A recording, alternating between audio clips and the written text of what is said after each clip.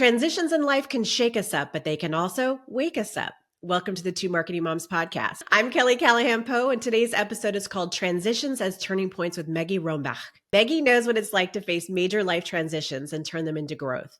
After 2 decades leading global teams from Procter Gamble to UNICEF, she now helps leaders slow down, reconnect, and redefine success in a more meaningful way. Welcome, Meggi. Hi, Kelly. So nice to be on your podcast. I love this conversation. So let's dig in. I have a 2-part question. And the first question is, you describe transitions as turning points rather than disruptions. What do you mean by that? So, of course, changing like career transitional changes can be disruptive, but I think it's all about how we reframe it in our minds, what we tell ourselves about it. And that's why I prefer to look at them at turning points, because looking back at my own career, but also seeing people I work with, we change every decade or so. And it's really like a adjustment of the path. And it's kind of, that's just what happens naturally. So by calling them turning points, it also normalizes the fact that careers are not just a straight line. You know, there will be moments where you're at a crossroads and where you have to decide which turn you take. Well, that leads me to my second question, which is, what are the top transitions that women go through that become turning points in their career? So I guess depending on how much education you have, there is a moment where you stop learning or being educated and you start working. So I guess that's one big turning point. And then the natural, what all people go through, I guess, whether you have a family or not, then maybe at one point you just also naturally you're at midlife. And that's a point I'm really curious about nowadays. And I've done a lot of research on that. There are also naturally priorities change. So, and that's maybe not limited to women, but at one point, just naturally our interests evolve. And that also often connects with the family. So the kids might become more independent, they might become bigger, they might even leave the house. At that point, our parents might get older. So there's many elements in our environment that influences also our work life that then can impact our trajectories. In my personal case, I had some big turning points, and I don't know if they were so much influenced by life stages. They were also impacted by disruptions such as burnout. So I guess it's a combination of both. And then depending on your life stage, you maybe make sense of it in a different way. Well, let's dig into your life change first in terms of burnout. Can you talk a little bit about how that changed your career trajectory? I'm really glad you're asking, because I was thinking that could be a perfect example to illustrate what I was just saying. Because in fact, I had 2. So the first I had over 10, 15 years ago. And at that time, I was working at Procter Gamble, so big, ambitious, high-performing marketing career with a lot of pressure. And I got to a point where it was just too much. And it had a lot to do with my direct manager. I mean, he was a nice person, but there was just a huge personality clash. Yeah. I was probably lacking self-confidence. So at that point in time, which was in my mid-30s, the way I made sense out of that burnout was very different than my second one, which was not so long ago. So at that time, I took that as an opportunity to, first of all, I went on a holiday just with friends. And in fact, I put something on Facebook like, oh, I'm really bad or whatever. And then a good old friend I hadn't seen in a decade or so replied, what's going on? And he was living in Vancouver.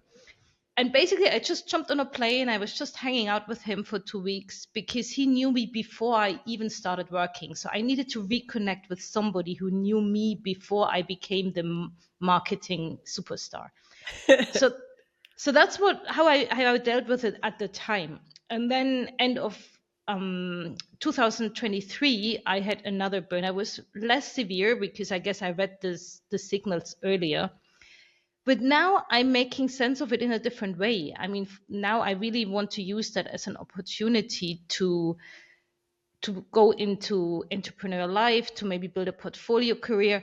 So I think also at the life stage you're in will then influence how you use those moments that shake you up and which path you take. So today I'll be taking a different path than what I took over 15 years ago. I can relate. I've been through kind of that late stage or later stage career change myself and burnout earlier in life. But I think it's one of those things where you know it when you see it. And for me, my dad had dementia over the last 5 years. And in his last year of life, there was a big focus on caregiving and transitioning him into memory care. And 5 weeks later, he passed, and funeral planning, and then resettling my mother in a new place, relocating her and getting her adjusted to a new life. So for me, that shook me up in a big way last year, in such a way that it wasn't about his death as much as it was about the funeral. And the funeral was a point in time where you realize it wasn't about his career. He had a fantastic career. It was really about the impact that he had on his family. And so that stops you and makes you realize, you go to plenty of funerals in your life, but what people say is the most important. And then you stop and go, okay, wait a minute. Am I in the right space in life? Am I in a place where if something happened to me, would these same things be said about me or not? And so for me, I made a change in my life because of that, because it had such a big, profound impact on me. And so I've been there, and I know how important it is to go through these life changes. So can you talk a little bit more about kind of moving through the transitions? Do you just let yourself go through it? What is the process that you take, to get through these transitions? Sure. Before I get there, just first, really my deep condolences. I mean, that sounds Oh, like a thank you. really hard ride. And it also reminded me of a tool that is used in coaching quite a lot, where people are encouraged to think about your 85-year-old self, hopefully is still alive. But Yeah. what would you regret? And I think that's also a good exercise to really think, as you said, often it's at those moments towards end of the life where you really think, okay, did it really matter to push the career so hard, or was it more the family and the friends, or what are the things I want to be proud of at that point in life, and what do I need to change to get there? So that probably also connects with your question, which what are the tools I'm using or suggesting to people?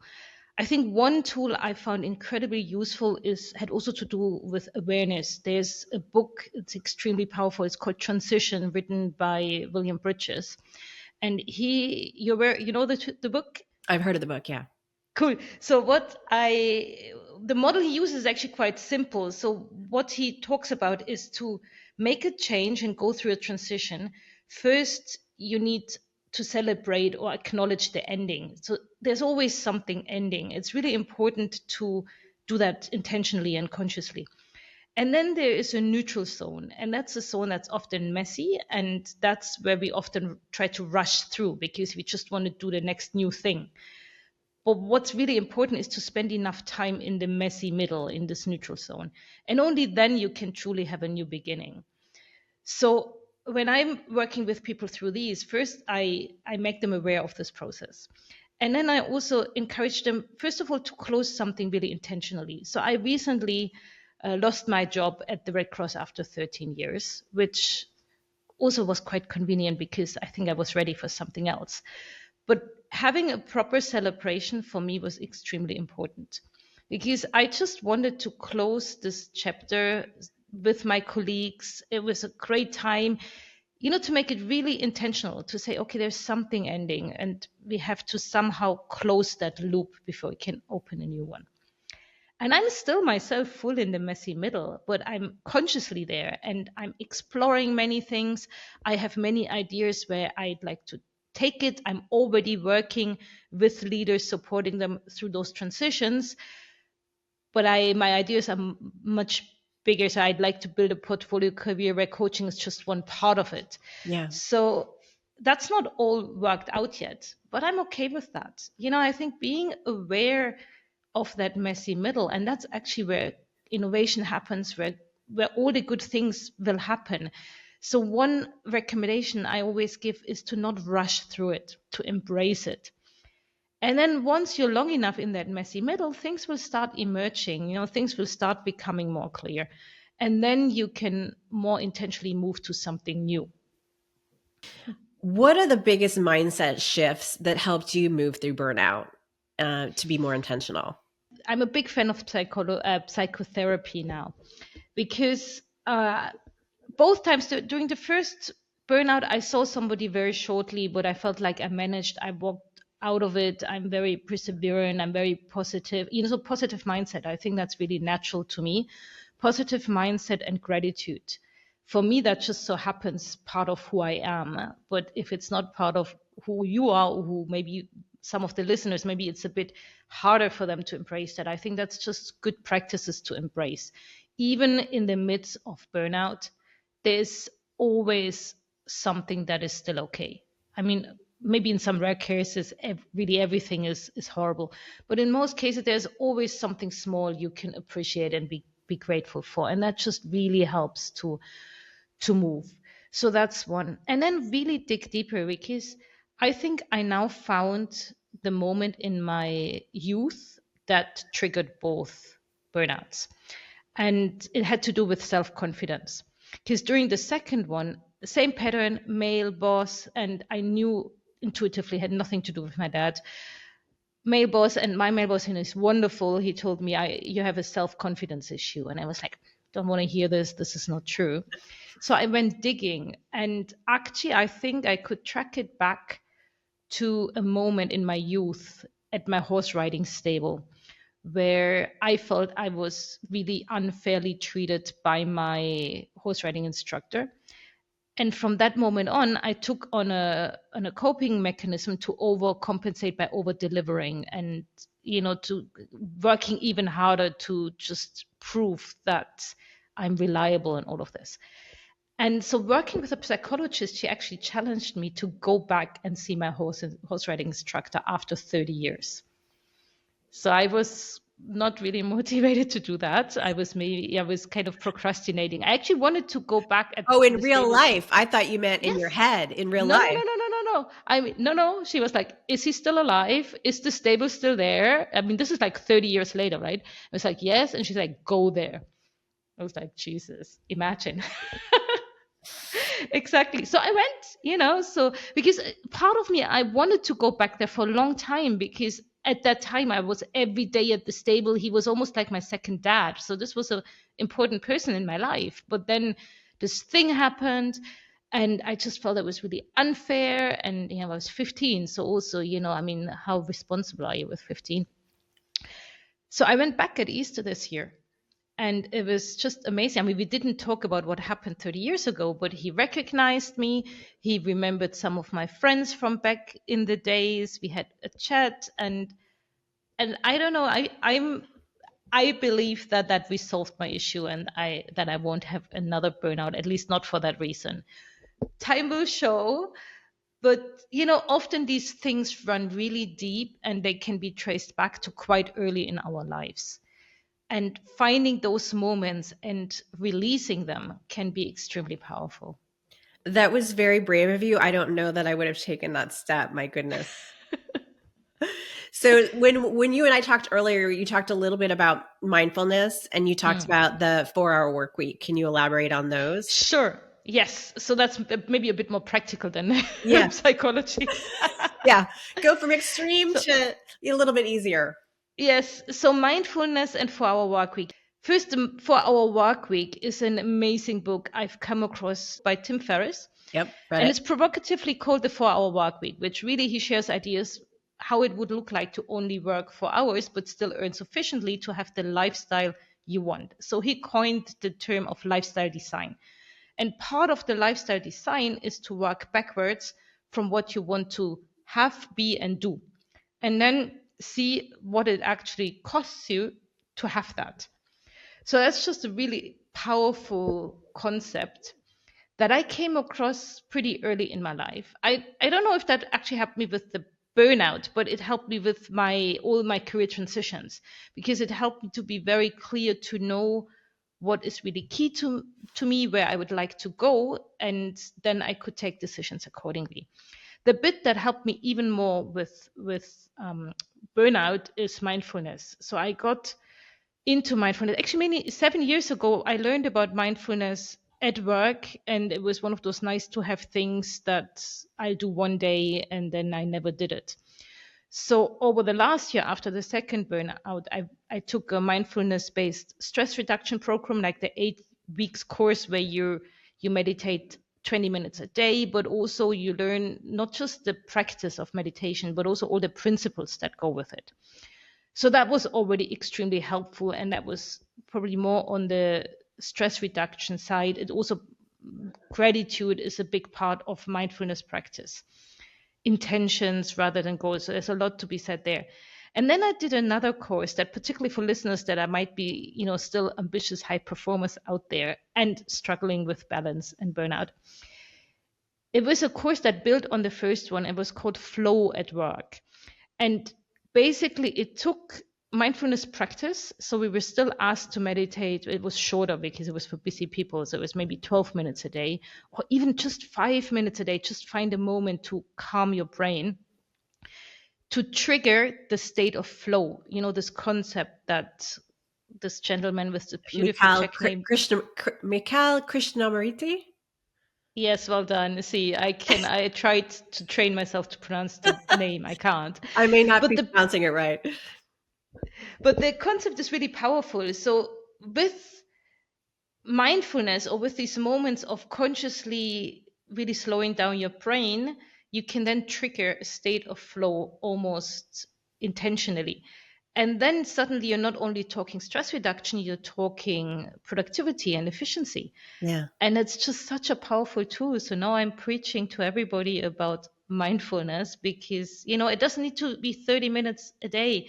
If you got into the habit, you can even find 2-3 minutes. You're just more conscious about it. You just stop, you become aware, you take a few breaths, and off you go. And that just helps tremendously. It helps everyday practice, and it certainly helps with burnout and other challenges related to work-life balance.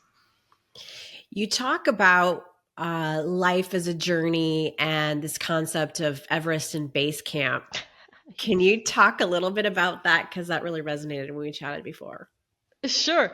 So in my coaching, or generally, and that's just me, I like to always draw analogies to either sports, or, I often compare it to horse riding or marathon running, because that's what I'm passionate about, but also that what often resonates with people. So the more recent one I'm using is the analogy of Everest Base Camp. So when I talk about that, first of all, Everest Base Camp is at over 4,000 meters altitude. So already getting to base camp is a major achievement. Yeah. So I compare Everest Base Camp with mid-top management. So not C-level, but like a good career push, like the ambitious people. I think you were one, I was one, like the level that you can reach, that many of us can reach, but still it's a lot of pressure and you're fairly high up. And then once you're at base camp, you have basically 3 directions to take from there. Either you want to summit.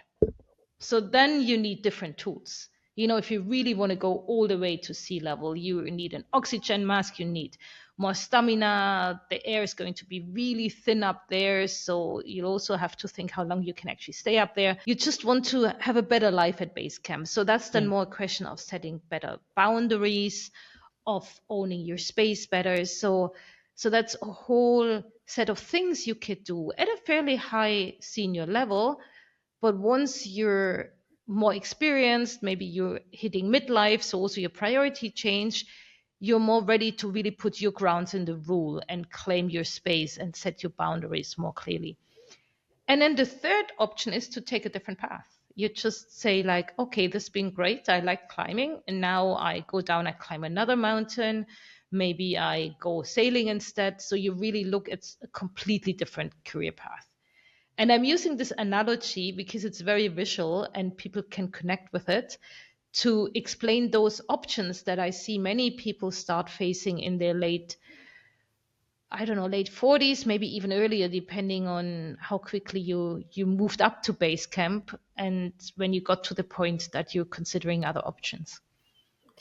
It's funny. My social media manager and I were talking about transitions for another podcast, and we were talking about beyond kind of like the middle age career path change into kind of the late stage career, and what are the visuals and images that come up when you think about your late stage career.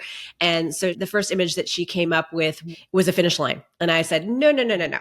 We're not there yet. So she came up with another visual, and it was a person's climbing stairs. And I said, no, no, no, that's not right either. We're not doing Stairway to Heaven yet.